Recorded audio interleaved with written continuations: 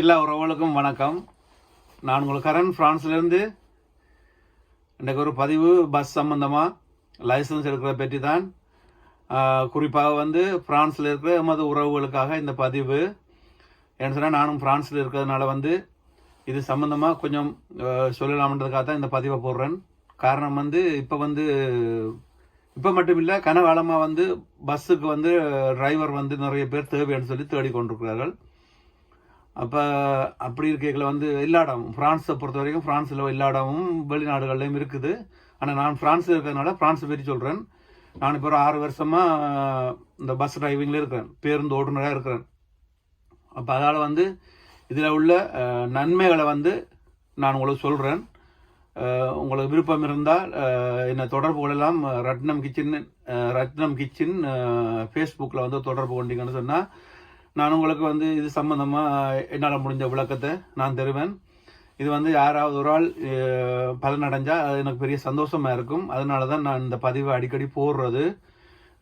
குறிப்பாக வெளிநாடுகளில் வேறு நாடுகளில் இருக்கிற உறவுகள் பார்த்தா உங்களுடைய உறவுகள் இங்கே ஃப்ரான்ஸில் இருப்பார்களாக இருந்தால் அவர்களுக்கு இந்த தகவலை சொல்லிங்கன்னு சொன்னால் அவர்களுக்கு இப்போ இந்த பஸ் லைசன்ஸ் எடுக்கிறதுக்கு என்னென்ன செய்ய வேணும், எப்படி செய்தால் சுலபமாக எடுக்கலாம்ன்றதை நான் சொல்லிக் கொடுப்பேன்.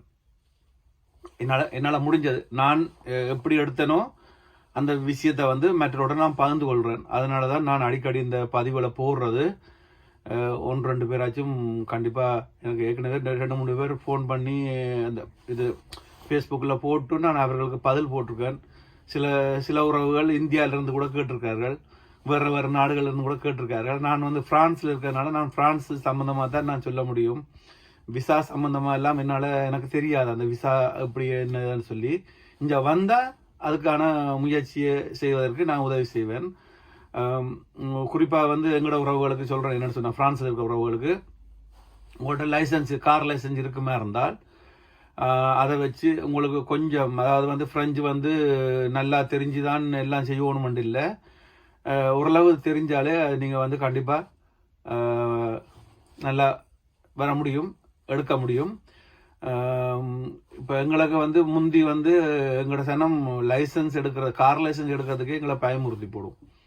அதுக்கு 5000 கேள்வி, 10,000 கேள்வி, அதில் கஷ்டம். அப்போ ஒரு முயற்சி செய்தாலும் அந்த முயற்சிக்கு நாங்கள் ஒரு உறுதுணையாக இருக்கணும் முடியும். அதை அந்த முயற்சியை வீணாக்கக்கூடாது. அவர்கள் பயமுறுத்தி அப்படிலாம் செய்யக்கூடாது. முடியும் ஒரு ஒரு ஒரு இதை கொடுக்கணும், உத்வேகத்தை கொடுக்கணும் நாங்கள். அப்போ தான் அவர்களும் அதை சரியாக செய்வார்கள். அவர்களுக்கு விருப்பம் இருக்கும். ஆனால் எங்களுடைய ஆக்கள் பயமுறுத்தி விட அவர்கள் அந்த விருப்பமே இல்லாமல் போய் எவ்வளோ இடத்துல எல்லாம் கஷ்டப்பட்டெல்லாம் வேலை செய்கிறார்கள். அப்போ இந்த மாதிரி போய்களை கஷ்டம் குறைவாக இருக்கும். கொஞ்சம் செக்யூரிட்டி வேலை தான். ஆனால் உங்களுக்கு எல்லா விதத்துலேயும் ஒரு சௌரியம் இருக்கும். அதனால தான் நான் திருப்பி சொல்கிறேன். உதாரணத்துக்கு இப்போ இந்த வேலைக்குள்ள வந்தீங்கன்னு சொன்னால், வேலை இப்போ உங்களுக்கு விரும்பி இந்த வேலையை செய்ய வழிகிட்டா, இந்த லைசன்ஸ் கிடைச்சி இந்த வேலையை செய்ய வழிகிட்டா, ஆரம்பத்தில் சம்பளம் ஓரளவு தான் இருக்கும். ஆனால் அதுக்கு பின்னால் இருக்கிற நல்ல விஷயம் நிறைய இருக்குது. இது அரசாங்கத்தோட சம்மந்தப்பட்ட வேலைன்றதுனால அரசாங்க லீவுகள், உதாரணத்துக்கு பார்த்தீங்கன்னு சொன்னால் 7 நாளில் 5 நாள் வேலை, 2 நாள் லீவு. அது மாறி வரும். அதோட 6 மணிக்கு முன்னம் வேலையை துவங்கினா அதில் கொஞ்சம் அதில் கொஞ்சம் காசு, அதில் கொஞ்சம் கூட வரும், பெர்சன்டேஜ் கூட வரும். அதே மாதிரி இரவு 8 மணிக்கு பிறகு 10 மணி வரைக்கும் வேலை செய்ய அந்த 2 மணி அதுக்கான அதில் கொஞ்சம் வீதம் போடுவார்கள். அப்போ இந்த மாதிரி சலுகைகள் இருக்குது. மற்றது நீங்கள் லீவு நாளில் நீங்கள் வேலை செய்தீங்கன்னு சொன்னால் அந்த லீவு நாளும் இருக்கும். அதே நேரத்தில் லீவு நாளில் வேலை செய்த காசும் உங்களுக்கு அப்படியே வரும். லீவு நாள் அந்த இருக்கிற லீவ் எல்லாத்தையும் சேர்த்து வருஷ முடிவில் தை மாதம் அந்த எத்தனை லீவுகளுக்கு நீங்கள் எக்ஸ்ட்ரா வேலை செய்யணும்னா அந்த லீவு அப்படியே அந்த காசு அப்படியே தருவார்கள். அந்த வசதி இருக்குது. மற்றது மாதம் முடிய முன்னும் சம்பளம் வந்துடும், அது உறுதி. உதாரணத்துக்கு மற்றது இந்த இங்கே திரைசியம் ஆண்டு சொல்கிறது 13வது மாத சம்பளம்னு சொல்லி அது 6 மாதத்துக்கு ஒருக்கா பாதி 6 மாதம் 6ஆம் மாதம் பாதி போடுவார்கள், 12ஆம் மாதம் பாதி போடுவார்கள் சேர்த்து, சம்பளத்தோடு சேர்த்து. அப்போ அதுக்கு நான் சொல்கிறது காரணம் என்ன சொன்னால், 28 நாள் வேலை, 28 நாள் தான் கணக்கு. அதில் வந்து 8 நாள் லீவு, 20 நாள் தான் வேலை. அதில் மீதி இருக்கிற 2 நாள் 3 நாள் எல்லாம் சேர்த்து தான் அந்த 13வது மாத காசு. அப்போ எப்பவும் வந்து நீங்கள் இப்போ 12ஆம் மாதம் சம்பளம் வருதுன்னு சொன்னால் அது வந்து 12ஆம் மாத காசு இல்லை, 10ஆம் மாதத்தில் பாதி, 11ஆம் மாதத்தில் பாதி. அப்போ அந்த ஒவ்வொரு மாதம் அது அப்படியே பின்னுக்கு போய் கொண்டிருக்கும்.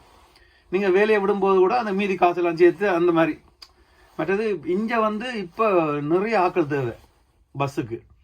ரிட்டையர் ஆகி போகிறது ஒரு பக்கம், மற்றது இடையிடையே விட்டுட்டு போகிறவ. அதனால் வந்து இந்த பஸ் டிரைவிங்க்கு வந்து நிறைய ஆட்கள் தேவை, எல்லா இடம் தேடுறாங்க. இப்போ இந்த கம்பெனியில் கூட, இது வந்து கேஓலிஸ், இந்த கம்பெனியில் கூட இது வந்து அரசாங்கம் இவர்கிட்ட கொடுத்துருக்கு.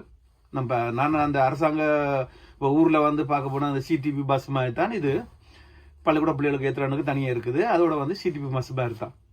இப்போ இந்தியாவை எடுத்துக்கொண்டா இந்தியாவில் வந்து அந்த அரசாங்க பஸ்ஸுகள் தான் பல்லவன் அது இதுன்னு சொல்லி ஓடுதில்லை, அந்த மாதிரி தான். அப்போ இப்படி இருக்கைகளை வந்து எல்லா விதத்துலேயும் ஒரு வசதி இருக்குது. வருஷம் போக போக ஒவ்வொரு வருஷம் வந்து உங்களோட சம்பளம் கூடிக்கொண்டு போகும்.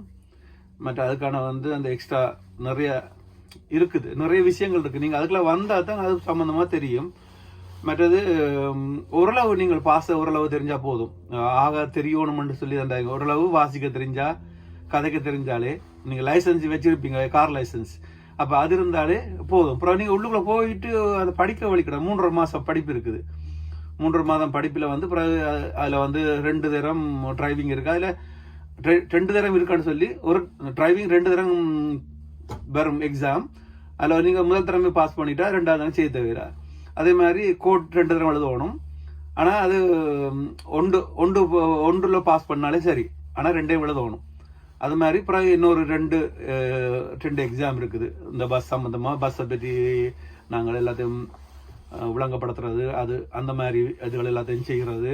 மற்றது ஜூரின்னு சொல்லி 2 பேர் வந்து பிறகு சின்ன சின்ன கேள்விகள், அது ஒன்றும் இல்லை, அது சும்மா ஒரு ஃபார்மாலிட்டி கேட்குறது. அப்போ அந்த மாதிரி பயப்படுறதுக்கு ஒன்றுமே இல்லை.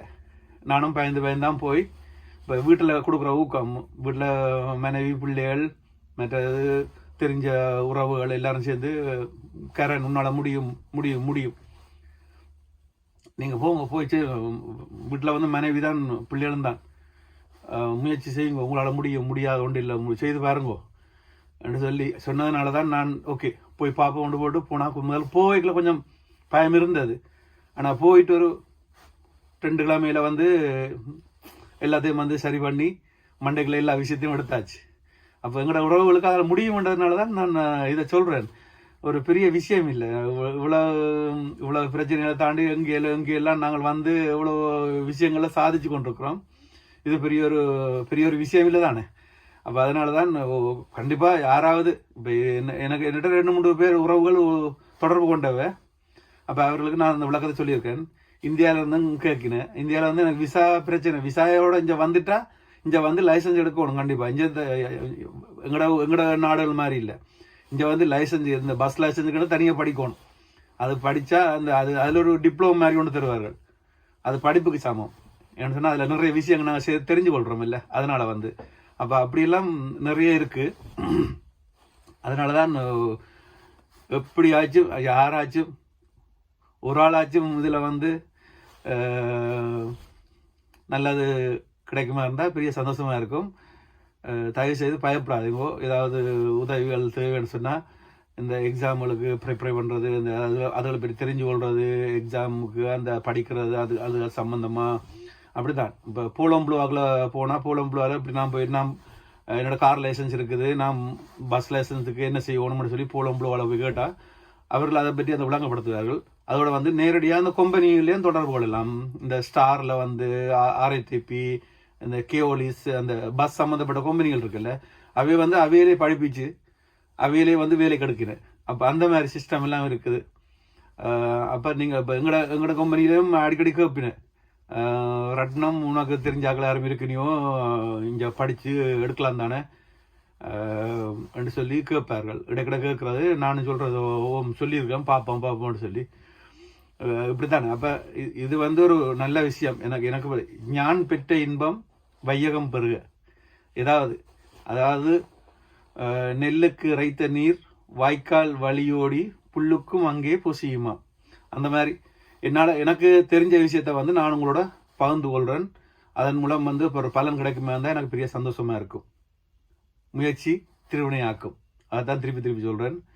ஏதாவது தேவைன்னு சொன்னால் என்னோட தொடர்பு கொள்ளுங்க. வெளிநாட்டில் உள்ள உறவுகள் வந்து உங்களோட உறவுகள் வந்து பிரான்ஸில் இருந்தால் அவர்களுக்கு இந்த விஷயத்தை தெரியப்படுத்தி அவர்களுக்கு விருப்பம் இருந்தால் என்ன தொடர்பு கொள்ள சொல்லுங்க. ஃபேஸ்புக் மூலமாக ரத்னம் கிச்சன்.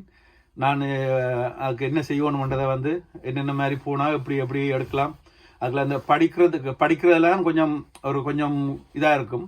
அப்போ அதுக்கு வந்து எப்படி சுலபமாக அதை வந்து எப்படி படித்து அதை வந்து பரீட்சையில் பாஸ் பண்ணுறதை பற்றி நான் கொஞ்சம் விளக்கமாக சொல்லுவேன். என்னென்னு சொன்னால் நான் எடுத்ததுனால நான் இப்போ பாருங்க சந்தோஷமாக இருக்கு. எனக்கு 6 வருஷமாக நான் இப்போ 6வது வருஷமாக இப்போ இந்த பஸ் ஓடிக்கொண்டிருக்கிறேன்.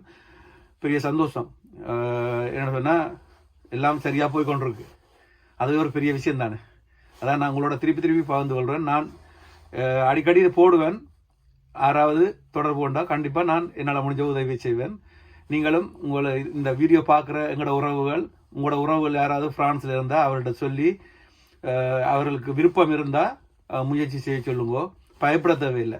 கார் லைசன்ஸ் எடுக்கிறதுக்கும் பயப்பட தேவையில்லை. கார் லைசன்ஸுக்கு கூட நீங்கள் திருப்பி அதை படிக்க எல்லாம் கேள்வி பதிலெல்லாம் உங்களுக்கு சுலபமாக வரும்.